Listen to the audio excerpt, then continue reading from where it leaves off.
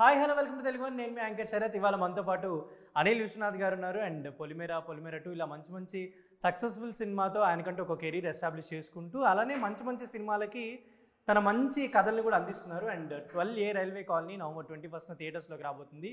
అల్లరి నరేష్ గారు అండ్ కామాక్షి గారు నటించిన ఈ సినిమాని డెఫినెట్లీ మీరు థియేటర్లో చూస్తారు. ఒక మంచి ఎక్స్పీరియన్స్ని మీరు పొందుతారు అనుకుంటున్నాను. ఎందుకంటే అల్లరి నరేష్ గారు ఇటీవల కాలంలో అంటే చాలామంది ఆయన నుంచి మిస్ అవుతున్న సినిమా అని అనుకోవచ్చు. సో అలాంటి ఒక మంచి సినిమా రాబోతుంది. అండ్ ఈ సినిమాకి సంబంధించి అనిల్ గారితో అంటే ఎలాంటి డిస్కషన్ జరిగాయి ఏంటి అనేది మనం అడిగి తెలుసుకుందాం. అనిల్ గారు నమస్తే అండి. Welcome to Telugu one. So very happy మీరు అంటే ఒక సక్సెస్ఫుల్గా పొలిమేర 2 అండ్ ఇప్పుడు 12Aకి మీరు ఓన్లీ స్టోరీయేనా? స్టోరీ, స్క్రీన్ ప్లే, డైలాగ్స్ అంతా చూసుకుంటూ at the same time director కూడా నా టీం మెంబరే. సో కంటెంట్ కూడా చూసుకుంటూ బాగా వచ్చిందా లేదా అని చూసుకుంటూ అట్లా డైరెక్టర్ని ఎంకరేజ్ చేద్దామనా లేదంటే డెఫినెట్లీ ఇప్పుడు నా టీం మెంబర్ అతను, వాడు కూడా స్టోరీ రాసుకుని తిరుగుతూ ఉన్నాడు. అట్ ద సేమ్ టైం ఇంకా నాది కూడా నెక్స్ట్ మంత్లో స్టార్ట్ అయిపోతుంది సినిమా. వీడు కూడా ఒక కథ రాసుకుని వస్తే అది కాదని ఇంకొక కథ ఇవ్వటం జరిగింది. కథ రాసి అంతా స్క్రీన్ ప్లే అంతా ఇచ్చిన తర్వాత వాడి మీద కూడా నాకు ఒక నమ్మకం ఉంది. అండ్ హీ ప్రూవ్డ్ ఇట్, మంచిగా చేశాడు. సో డాక్టర్ ఫీల్డ్ నుంచి డైరెక్షన్ ఫీల్డ్కి వచ్చిన తర్వాత ఇప్పుడు హ్యాపీ అనిపిస్తుందా?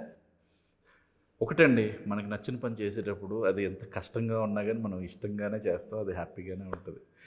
సో ప్రతి ఫీల్డ్లో కష్టాలు ఉంటాయి. ఇప్పుడు నా డెంటల్ దాంట్లో కూడా కష్టాలు ఉంటాయి. కానీ అది నాకు బాగా నచ్చింది అనుకోండి, అది నేను చెప్పను బయటికి, బాగుంది బాగుంది అంటూ ఉంటాను. అలాగే ఇది. అండ్ మనం కోరుకున్న పొజిషన్ వచ్చేవారు కష్టపడుతూనే ఉండాలి. సో ఇది నాకు నచ్చిన పని. సో ఇందులో అలా వెళ్ళిపోతున్నాను అంతే. నేను ఇది బాగుందా బాగాలేదా, నాకు ఎలా వర్క్ అవుతుంది, డబ్బులు వస్తున్నాయి రావట్లేదు, అవి ఏం చూడట్లేదు. నేను ఐఎమ్ స్టోరీ టెల్లర్. నేను కథ చెప్పాలనుకుంటున్నాను. అది డైరెక్టర్గా అయినా ఉండొచ్చు, రైటర్గా అయినా ఉండొచ్చు అంతే. సో ఇంకా అంటే ఇలాంటి కథలు మీ దగ్గర చాలా ఉన్నాయి అంటే రెడీ టు గివ్? అంటే ఇప్పుడు నేను నా జర్నీ చూసుకుంటే నేను ఒక 10 ఏళ్ళ తర్వాత నాకు ఒక సక్సెస్ వచ్చింది. ఈ 10 ఏళ్లలో ఎన్ని కథలు రాయొచ్చు? సో డెఫినెట్లీ నా దగ్గర చాలా లైన్స్ ఉన్నాయి, చాలా బాండెడ్ స్క్రిప్ట్స్ ఉన్నాయి అంతా. సో వాటిల్లో రైట్ నో ఏది మూవ్ అవుతుంది, ఇప్పుడు ఉన్న కాన్సెప్ట్ ఒక కథ నడుస్తుంది అంతా. ఇప్పుడు మన సినిమా ఇండస్ట్రీలో కాన్సెప్ట్ కథలు బాగా వెళ్తూ ఉన్నాయి. సో అలాంటి టైంలో నా దగ్గర ఉన్న కొన్ని కాన్సెప్ట్ కథలు తీసుకుని వస్తున్నాను అంతే. 12A రైల్వే కాలనీ అంటే ఇది ఒక అంటే దీని పేరులోనే ఉంది రైల్వే కాలనీలో జరిగే ఇన్సిడెంట్స్ అనుకోవచ్చు, ఆర్ఎల్స్ ఆ క్వార్టర్స్లో ఏమన్నా జరిగే ఇన్సిడెంట్ అనుకోవచ్చు. ఎగ్జాక్ట్లీ. ఇప్పుడు నేను క్లారిటీగా చెప్పేసాను. ఇప్పుడు 7G బృందావన్ కాలనీ అంటే ఏంటి అంటే అమ్మాయి ఉండేది 7Gలో ఉంటుంది, అది బృందావన్ కాలనీ పేరు. సో అందులో జరిగిన ఒక కథ. సో అలాగే ఇది కూడా రైల్వే కాలనీ 12A అనే ఒక ఇంట్లో జరిగిన కథ. సో ఆ ఇంట్లో కూడా దానికి కూడా ఒక ఇంపార్టెన్స్ ఉంది కథలో. సో అందుకని మనం ఆ టైటిల్ పెట్టాలి. మీరు అంటే స్టోరీ రాసేటప్పుడు అవ్వచ్చు, మీకు ఒక కథ అనుకునేటప్పుడు అవ్వచ్చు, ఎక్కడి నుంచి వస్తాయి మీకు ఇలాంటి ఐడియాలన్నీ? ఎలా మీరు ఇన్స్పైర్ అవుతుంటారు? యాక్చువల్గా అండి నేను న్యూస్ ఎక్కువ చూస్తూ ఉంటాను.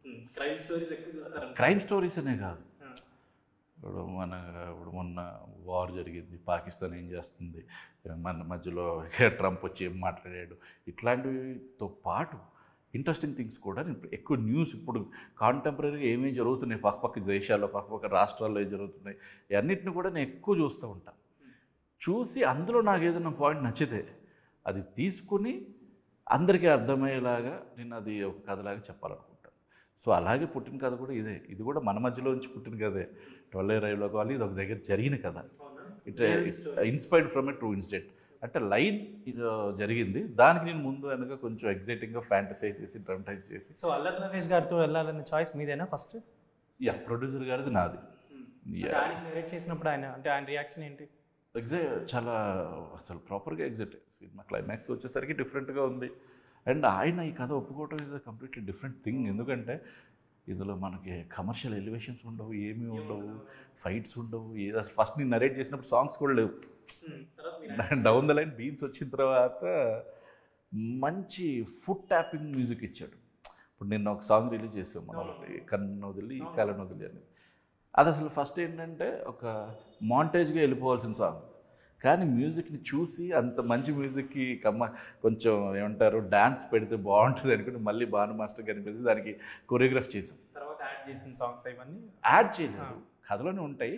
ఈ డ్యాన్స్ అనేది యాడ్ చేసాం. ఇప్పుడు మాంటేజ్ లాగా నేను ఒక సాంగ్ వెళ్ళిపోవాలనుకున్నాను అక్కడ, ఒక వాళ్ళ లవ్ మాంటేజ్ చూపించడానికి. అందులో డ్యాన్స్ పెడదాము, ఎందుకు డ్యాన్స్ పెట్టడానికి రీజన్ ఏంటంటే బీన్సే అంత మంచి మ్యూజిక్ ఇచ్చాడు కాబట్టి.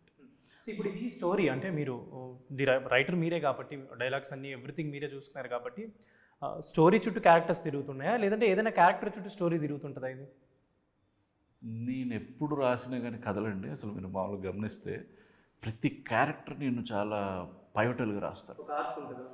ఆ క్యారెక్టర్ తీసేస్తే కథ ఉండదు, ఎవరిని తీసేసినా.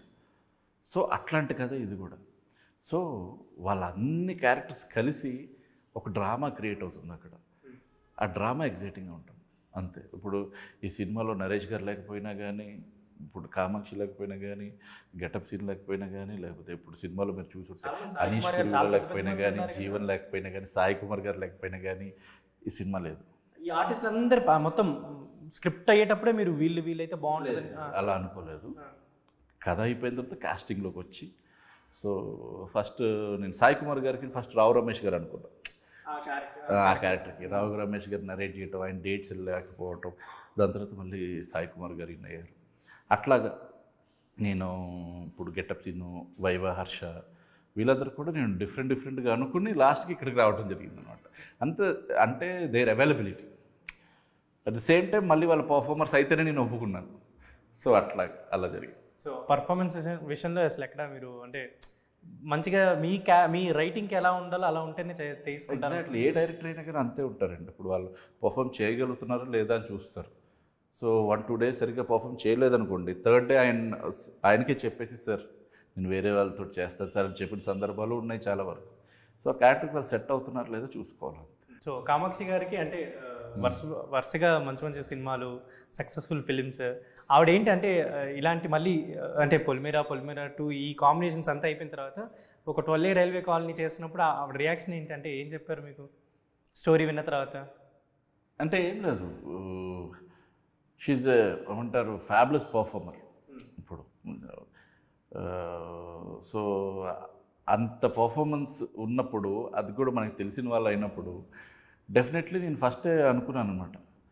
సో నరేష్ గారు ఆన్ బోర్డ్ అయిన తర్వాత కామాక్షితో వెళ్దాము, సో ఇట్లా అనుకుని కామాక్షిని అడిగాను.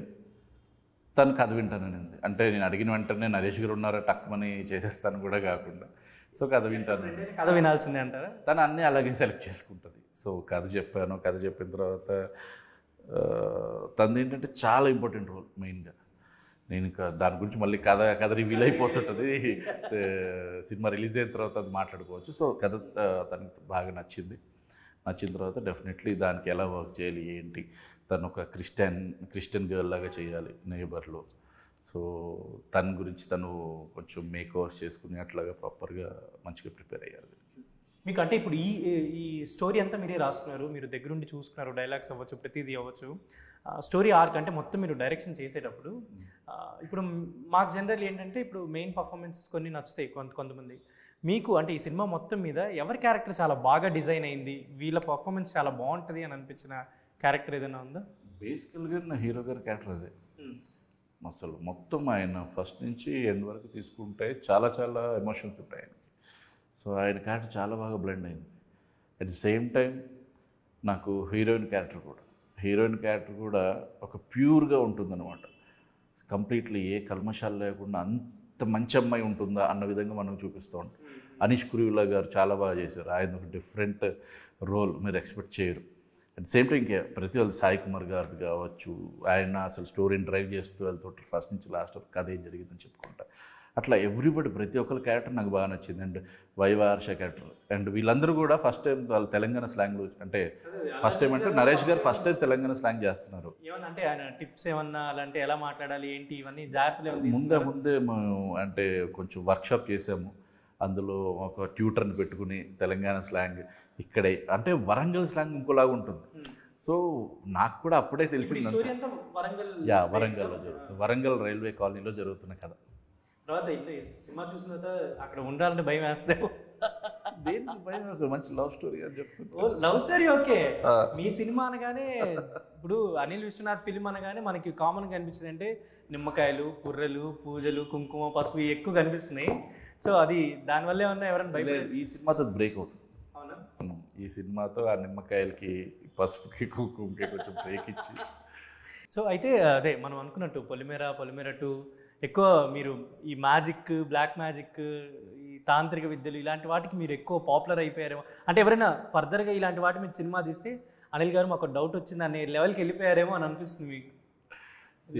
సినిమాని కాదండి బాబు, నాకు ఇన్స్టాలో కొన్ని మెసేజ్లు వస్తున్నాయి. అన్న నా మీద ఎవరు చేతపడి చేశారు, తిప్పికొట్టాలి, మీరు ఏమైనా హెల్ప్ చేస్తారన్నా, నాకు మీకు తెలిసిన వాళ్ళ నెంబర్ ఇవ్వండి అన్నా అని. నాకు భయం వేస్తుంది. అన్నప్పుడు మీరు నాకు హెల్ప్ చేయకపోతే నేను సూసైడ్ చేసుకుంటా, ఇట్లా వస్తున్నాయి నాకు. ఇప్పుడు నిజంగా వాళ్ళు ఎలాంటి స్టేజ్లో ఉన్నారు, వాళ్ళకి నేను గైడ్ చేయాలా లేదా ఏంటి, నాకు చాలా అలాంటివి కొన్ని ఎక్కువైపోయినాయి ఈ మధ్య. సో అదొకటి అనుకోవచ్చా, లేదంటే ఫీలింగ్ డెఫినెట్లీ. మీకు నాకు ఉన్నట్టు మీకు జ్వరం వస్తే మీరు బగ్ అవుతారు. బగ్ అయిన తర్వాత ఏం తినాలనిపించింది, నోటికి సహించదు, నా మీద ఎవడు చేతపడి చేస్తాడు, అందుకే నాకు ఇలా అయిపోయింది అనుకుంటూ ఉంటే సైకలాజికల్గా మిమ్మల్ని మీరు కూల్ చేసుకుంటారేమో తప్ప అది ఒక రుగ్మతలాగా అయిపోయి తర్వాత మళ్ళీ మీరు చాలా ఎఫెక్ట్ అవుతూ ఉంటారు. ప్రతిదానికి కాలికి దెబ్బతైతే అబ్బా ఎవడు చేతపడి చేసాడు రా, ఇట్లాంటివి అయిపోతూ ఉంటాయి.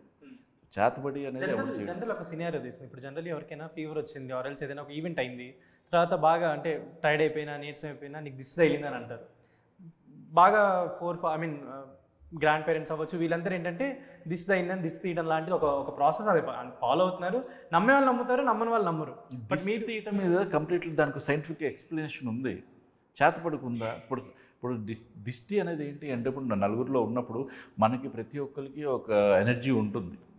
సో నువ్వు ఒకరిని చూసి జెలస్ అవుతున్నావు, లేకపోతే వాడు బాగున్నాడు అది ఇది అనుకుంటున్నావు, నువ్వు వాడి మీద ఫోకస్ చేస్తూ ఉంటావు, నువ్వు ఒక ఎనర్జీని వాడికి పంపిస్తూ ఉంటావు. ఇది కంప్లీట్లీ దీనికి ఒక సైంటిఫిక్ ఎక్స్ప్లెనేషన్ కూడా ఉంది.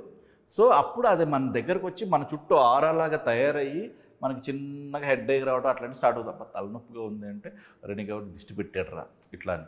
తర్వాత ఈ ఉప్పుతోటి కాన్సన్ట్రేటెడ్గా ఉన్న ప్రతి దాంతో తీసి ఆ నిమ్మకాయ కూడా, ఎందుకంటే అందులో సిట్రిక్ యాసిడ్ ఎక్కువ ఉంటుంది, ఉప్పులో కూడా ఎన్ఎస్సీ, ఇవన్నీ ఆ ఎనర్జీని తీసేస్తాయని నమ్ముతారు.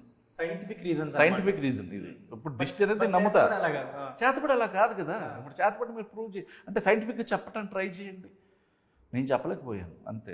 నేను అసలు ఆ డీకోడింగ్ చేసేవాడిని ప్రతిదీ. ఇప్పుడు సైంటిఫిక్గా తీసుకుంటే పిండి బొమ్మ పెట్టి దీన్ని ఇక్కడ లాగితే ఆడు ఎందుకు అలా కదులుతాడు, దీనికి దానికి అసలు సైన్స్ తోటి ఏం లింక్ ఉంది, ఇదే ఆలోచిస్తాను. మీరు స్టడీ చేయడానికి కూడా కొన్ని ప్లేసెస్కి వెళ్ళినట్టు కూడా ఎగ్జాక్ట్ కొన్ని ప్లేసెస్ కాదు, ఊర్లోనే ఇప్పుడు ఎక్కడైతే షూట్ చేస్తున్నామో దమ్మపేట అని ఖమ్మం దగ్గర, దాని పక్కన ఒక ఊరు ఉండింది, కొంచెం అంత ట్రైబ్ లాగా ఉంటుంది అనమాట అంతా.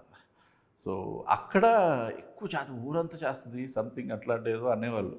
సో అక్కడికి వెళ్ళి నిజంగా ఎవరు చేతపడి చేస్తారు ఇంకొన్ని తెలుసుకోవాలనుకుంటున్నాం, డాక్యుమెంటరీ చేద్దాం అనుకుంటున్నాం, అసలు ప్రాసెస్ ఏంటి, వాళ్ళు మాట వినిపోతే 5,000 ఇస్తాం, అట్లా డబ్బులు చూపించి అలాగే ఇలా కొంచెం తెలుసుకున్నాను. తెలుసుకోవటం అంటే చాలా ఫేక్ చేసిన వాళ్ళు ఉన్నారు.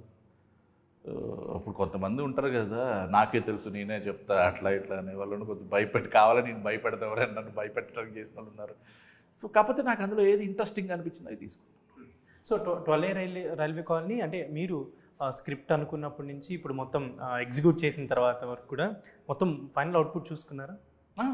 మీకు ఎలా అనిపించింది యాజ్ ఏ మేకర్గా? మీకు ఎలా అనిపించింది అంటే ఫ్యూ హైస్ అంటే ఆడియన్స్ వెయిట్ చేస్తున్నాను జనాలకి ఎప్పుడు చూపించాలి ఇది, అండ్ చూసిన తర్వాత ఓకే దీనికి ఇప్పుడు ఎలా రియాక్ట్ అవుతారు దీన్ని. ఇప్పుడు నాకు ఏంటంటే నేను పొలిమేర 1 అది 2 సినిమాలో థియేటర్లో రిలీజ్ చేసిన తర్వాత release day went to Sriramulu theatre. అక్కడికి వెళ్ళి నేను రివర్స్లో నుంచి చూసాను జనాల్ని, అక్కడ థియేటర్ వాళ్ళ రియాక్షన్ ఇక్కడ ఇప్పుడు ట్విస్ట్ రాబోతే ఇటు తిరిగి ఎలా రియాక్ట్ అవుతాడు రా, సేమ్ థింగ్ ఐఎమ్ వెయిటింగ్. ఇప్పుడు శ్రీరాములు థియేటర్కి వెళ్ళి రివర్స్లో వచ్చి చూడాలి ఇలా. అంటే పొలిమేర ఈ ఆ మూవీస్ వచ్చిన తర్వాత మీ మీద ఆడియన్స్కి ఎలాంటి ఎక్స్పెక్టేషన్స్ పెరిగాయి మీకు తెలుసా? వాళ్ళ మెసేజెస్ అవ్వచ్చు, వాళ్ళ మెసేజ్ ఎప్పుడు అంటే ఎక్స్పెక్టేషన్ ఒకటే ఉంది, ఎక్స్పెక్టేషన్ పొలిమేర 3 ఎప్పుడు అని అంతే. ఇప్పుడు నేను ఏదన్నా ఒక స్టేటస్ పెట్టినా అన్న 3 ఎప్పుడన్నా ఉన్నావా ఎప్పుడు వస్తుంది. కొంతమంది అయితే ఇంకా నువ్వు దియ్యవులే మాకు తెలుసులే ఇట్లాంటి మెసేజ్. ఈవెన్ నిన్న సత్యనారాయణ గారు మొన్న ఏదో వీడియో ఏదో పెడితే దానికి కూడా అందరూ అన్న పొలిమేర 3 వస్తుందా అని పెడుతున్నారు కమెంట్ అని. అది నాకు మళ్ళీ సత్యనారాయణ పంపిస్తాడు, నువ్వే చెప్పుకోవా అందరికి సమాధానం అని. పొలిమేర 3 నాకే పంపుతుంటాడు మళ్ళీ. ఓకే ఫైన్ ఇంకా త్వరలో అంతే. సో మీ నుంచి అంటే ఫర్దర్గా ఎలాంటి సినిమాలు ఎక్స్పెక్ట్ చేయొచ్చు ఆడియన్స్? నీ నిమ్మకాయలు ఇలాంటివి అన్నీ పోయి. నేను చిన్నప్పటి నుంచి మెదడుకు మేత లేకపోతే పద వినోదం నాకు ఇవి నచ్చుతాయి అనమాట. సూడోకు ఇట్లాంటి గేమ్స్ ఇష్టం, పజిల్ లాంటివి. సో సినిమాకి వచ్చినప్పుడు ఆడియన్స్ కూడా వాడి బ్రెయిన్కి పని పెట్టాలని నేను అనుకుంటాను. తినేయాలి వాళ్ళు బ్రెయిన్. ఇప్పుడు అదే జానర్ ఇది. ఇప్పుడు వచ్చి కామెడీ సినిమా ఎక్స్పెక్ట్ చేస్తానంటే అసలు ఈ కథ వద్దు ఏమొద్దు అలా కూర్చొని నవ్వుకుంటున్నావా లేదా వెళ్ళిపో. లవ్ స్టోరీ ఎక్స్పెక్ట్ చేస్తానంటే ఇద్దరు హీరో హీరోయిన్కి నువ్వు కనెక్ట్ అవుతున్నావు లేదా చూసుకుని వెళ్ళిపో. నాకు వచ్చే ఆడియన్స్ ఎలా ఉండాలి అంటే, అరే ఇప్పుడు మనకి బ్రెయిన్కి పని పెట్టాడు ఈ డైరెక్టర్ అనుకుని రావాలి. సో అంటే ఇప్పుడు మీరు 21st లోపు ఆడియన్స్ని ప్రిపేర్ చేస్తున్నారంటే వాళ్ళ మైండ్ సెట్ని ప్రిపేర్ చేయగలుగుతున్నారు అనుకోవచ్చా? అంటే మీరు ప్రాసెస్ ఆఫ్ మేకింగ్లో ఫ్యూ ఫిల్మ్స్ అబ్జర్వ్ చేస్తుంటారు కదా, ఏ సినిమాలు ఆడుతున్నాయి, ఏ ఆస్పెక్ట్స్ ఆడుతున్నాయి, ఎలా మనం ప్రమోట్ చేస్తే ఆడుతుంది, ఇలా చాలా అబ్జర్వ్ చేస్తూ ఉంటారు కాబట్టి మీరు ఆడియన్స్ని ప్రిపేర్ చేస్తున్నారు అనుకోవచ్చా? ప్రిపేర్ చేస్తాం. ఇప్పుడు మళ్ళీ నెక్స్ట్ మా ట్రైలర్ రిలీజ్ అవుతుంది. ట్రైలర్లో ఇది ఏ జానర్ అనేది నేను ముందే క్లారిటీగా చెప్పాడు. ఇది ప్రాపర్ థ్రిల్లర్ అండి. చాలామంది హారర్ అనుకుంటున్నారు. హారర్ కాదు, ఇది thriller. Thrilling with paranormal things. అంటే మనకి సైన్స్కి బియాండ్ ఏదైతే ఉందో దాన్ని నేను అక్కడక్కడ టచ్ చేస్తూ చూపించిన ఒక మంచి ఒక love story come thriller. So అది నేను చెప్తున్నాను. సో మీరు అంటే డాక్టర్ కూడా కాబట్టి ఏదైనా డైలాగ్స్ చెప్పించేటప్పుడు అవ్వచ్చు, ఆ సీన్స్ రాసుకునేటప్పుడు అవ్వచ్చు, మీ ఆ డాక్టర్కి సంబంధించిన థింగ్స్ ఇప్పుడు ఈ మధ్య చాలామంది స్ట్రెస్ డిజార్డర్స్ అవ్వచ్చు, ట్రమాటిక్ డిజార్డర్స్ అవ్వచ్చు, ఇలాంటివి చాలా బ్లెండ్ చేస్తున్నారు. ఏవైతే డిజార్డర్స్ అబ్నార్మాలిటీస్ ఉంటాయో వాటిని కథల్లోకి బ్లెండ్ చేస్తున్నారు. సో అలాంటి కథలు ఏమైనా రావచ్చా మీ దగ్గర నుంచి? ఏమో ఫ్యూచర్లో చెప్పలేను. అంటే నేను నా 28లో అదే నేను చేశాను. 28లో క్లైమాక్స్లోనే అదే పెట్టాను. But I don't want to repeat that. అనుకున్న టైంకి మేబీ అప్పుడే అది కొత్తగా ఉండేది. అనుకోవచ్చు. అప్పుడు కొత్తగా ఉండేది. నేను ఎగ్జాక్ట్లీ 2017-18లో అట్లా స్టార్ట్ చేశాను. ఇది 19లో రిలీజ్ అయిపోయి ఉంటే 28లో చాలా బాగా మాట్లాడుకున్నాను. రిసెప్షన్ ఉండేదేమో. దాని తర్వాత ఓటీటీ అందరికీ దగ్గర అయిపోయి అన్ని ఇంకా దానికి మించి మంచి సైకలాజికల్ థ్రిల్లర్స్ చూసేసి ఆ సినిమా ఓకే అన్నట్టుగా అయిపోయింది. సో ఆల్రెడీ అది నేను టచ్ చేస్తాను కాబట్టి డౌన్ ద లైన్లో నేను అలా టచ్ చేయకుండా మన సొసైటీలో ఉన్న డిఫరెంట్ ప్రాబ్లమ్స్ని నేను టచ్ చేద్దాం అనుకుంటున్నాను. సో నెక్స్ట్ నాది ఒక మూవీ ఉంది, ఒక ఇన్వెస్టిగేటివ్ థ్రిల్లర్. అందులో నేను ఒక మేజర్ ప్రాబ్లం సొసైటీ ఏది ఇప్పుడు ఈ సెల్ ఫోన్ చేతులు ఉండటం వల్ల ఈ సోషల్ మీడియా వల్ల ఏదైతే ఫేస్ చేస్తున్నారో దాని మీద ఒక మంచి మెసేజ్ ఇచ్చే ఒక సినిమా అది. But at the same time మనం బ్రెయిన్ పెట్టి ఆలోచించాలి. చాలా రియల్ ఇన్సిడెంట్స్ బేస్ చేసుకొని రాస్తుంటారు కదా మీరు స్టోరీస్. అలా మీకు ఏదైనా రియల్ ఇన్సిడెంట్ చూసినప్పుడు మీకు అంటే అది సాడ్ అవ్వచ్చు, ఆర్ఎల్స్ ఒక మిక్స్డ్ రియాక్షన్ అవ్వచ్చు, అలా మీకు బాగా హార్ట్కి టచింగ్ అయిన రియాక్షన్స్ ఏమైనా ఉన్నాయా? అంటే ఏదైనా రియల్ ఇన్సిడెంట్ అబ్జర్వ్ చేసినప్పుడు దాని గురించి మీరు వెనక బిహైండ్ జరిగిన థింగ్స్ ఏమైనా తెలుసుకున్నప్పుడు ఇలా జరిగి ఉండకూడదు. చాలా ఇన్సిడెంట్ చూస్తూ ఉంటాను. రీసెంట్గా ఒక రీల్ ఏదో చూశాను, అది చూసి నాకు లవ్ స్టోరీ తీయాలనిపించింది. అంటే ఏం లేదు, ఒక ఏమంటారు రోడ్డు ఒక సిగ్నల్, ట్రాఫిక్ సిగ్నల్ దగ్గర ఇద్దరు బెగ్గర్స్, ఒక యుక్త వయసులో ఉన్న అడోల్సెంట్లో ఉన్న ఒక అమ్మాయి ఒక అబ్బాయి. అమ్మాయిని వాడు ఇలా తిప్పి ఇలా హగ్ చేసుకుంటున్నాడు. ఆ అమ్మాయి అలా తిరిగి వాడిని హగ్ చేసుకుంటూ వాడినే చూస్తుంది. అమ్మాయి వెనకాల ఒక మంచి లవ్ బీజం పెట్టారు. చుట్టూ ప్రపంచాన్ని చిరిగిపోయి ఉన్న డ్రెస్, పిచ్చి పిచ్చి జుట్టుతోటి వాళ్ళిద్దరూ ప్రేమలో ఉన్నారు. అరే అంత క్యూట్ మూమెంట్ కదా అనిపించింది నాకు. అంటే వాళ్ళు అడుక్కునే వాళ్ళు కావచ్చు, లేకపోతే అక్కడ ఏదన్నా ఒక పని చేసుకుని ఏదో బిలో పవర్టీ లైన్లో ఉన్నారు వాళ్ళు, కానీ వాళ్ళల్లో కూడా ఒక ప్రేమ ఉంది. ఆ ప్రేమ ఎంత బ్యూటిఫుల్గా ఉంది. అరే అది చూసినంటే ఆ రీల్ చూసా, ఒకటి రీల్ నాకెందుకు అరే అట్లాంటి కథ ఒకటి చేయొచ్చు కదా, ఒక ప్రాపర్ లవ్గా చూపించచ్చు కదా అని ఒకటి అనిపించింది. అట్ ది సేమ్ టైం నేను ఇప్పుడు ఇట్లా న్యూస్లన్నీ చూస్తూ ఉంటాను కాబట్టి డౌన్ ద లైన్లో ఒక 4 years బ్యాక్ ఎప్పుడు మనకి వరదల్లో అక్కడ నార్త్ సైడ్లో ఇక్కడి నుంచే మన విజ్ఞాన జ్యోతి నుంచి స్టూడెంట్స్ వెళ్ళి అక్కడ ఖాళీగా ఉన్న ఒక కాలువలోకి దిగి ఫోటోలు తీసుకుంటుంటే ఒక్కసారిగా ఉన్నట్టుండి వరద వచ్చేసి, అంటే అక్కడ డ్యామ్లో గేట్లు ఎత్తేసారు. అది వీళ్ళకి తెలియదు, వీళ్ళు లోపలే ఉండిపోయి అరే తగ్గుతుందేమో అని చూస్తూ ఉండి ఒకడు జంప్ అయిపోయి వచ్చేసి ఇంకా వాళ్ళు రావట్లేదని మళ్ళీ వెళ్ళి ఒక 5గురిని సేవ్ చేసి ఆడు చచ్చిపోయాడు. వాడి కథను నాకు తీయాలను. సో ట్రూ ఇన్సిడెంట్స్ బేస్ మీద దాని ఆడు ముందు ఏం చేసేవాడు, చనిపోయిన తర్వాత ఏం జరిగింది, అదొక లైన్గా వెళ్ళి అది క్లైమాక్స్లో అక్కడ అట్లా డిఫరెంట్ థాట్స్ అండి. నేను ఎప్పుడు మనలో ఉన్న కథని నేను తీసుకోవాలనిపిస్తుంది నాకు. సో ఆడియన్స్కి 12A రైల్వే కాలనీ గురించి అంటే మిమ్మల్ని అంటే ఒక డైరెక్టర్ అవ్వచ్చు, రైటర్ అవ్వచ్చు, కదిలిస్తే సినిమా ఎంత ఉందో సినిమాకి మించిన కబుర్లు ఉంటాయి. బట్ 21st మనం థియేటర్స్లోకి రాబోతున్నాం కాబట్టి యాజ్ యూ ప్రామిస్డ్ పొలిమేరా 2 మంచి సినిమాలు ఆడియన్స్కి అందించారు కాబట్టి 12A రైల్వే కాలనీ గురించి మీ మాటలో ఫైనల్లీ ఏం చెప్దాం అనుకుంటున్నారు?